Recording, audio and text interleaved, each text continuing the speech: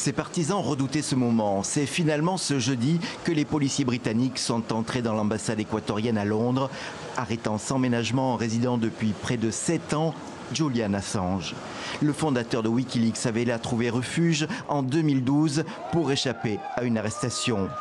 Mais le temps a passé, le régime équatorien a changé et voulait se débarrasser de cet hôte encombrant. Aujourd'hui, j'annonce que le comportement agressif et discourtois de M. Julian Assange, les déclarations hostiles et menaçantes de son organisation et spécialement la transgression des traités internationaux ont conduit à une situation où le droit d'asile de M. Assange n'est plus soutenable. La décision du président a hérité son prédécesseur qui avait octroyé cet asile. Exilé en Belgique depuis 2017, Rafael Correa qualifie Lénine Moreno de plus grand traître de l'histoire latino-américaine. Depuis Moscou, où lui aussi est exilé, le lanceur d'alerte Edward Snowden parle, lui, de jours sombres pour la liberté de la presse, jusqu'à l'ONU qui s'inquiète des risques d'une grave violation de ses droits fondamentaux. Toutes ces objections sont balayées par le gouvernement britannique.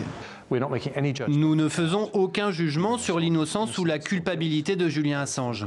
C'est à la justice d'en décider, mais ce qui n'est pas acceptable, c'est que quelqu'un échappe à la justice. Et il a fait cela depuis longtemps et c'est pour ça qu'il n'est pas un héros. Julian Assange doit répondre d'une demande d'extradition des États-Unis où il est inculpé de piratage informatique pour avoir aidé Chelsea Manning, ex-analyste du renseignement américain, qui a obtenu des milliers de documents classés secret défense. Transféré dans un tribunal de Westminster, Julian Assange a été reconnu coupable d'avoir violé les conditions de sa liberté provisoire, un délit passible d'1 an de prison. Une autre audience concernant la demande d'extradition américaine aura lieu le 2 mai.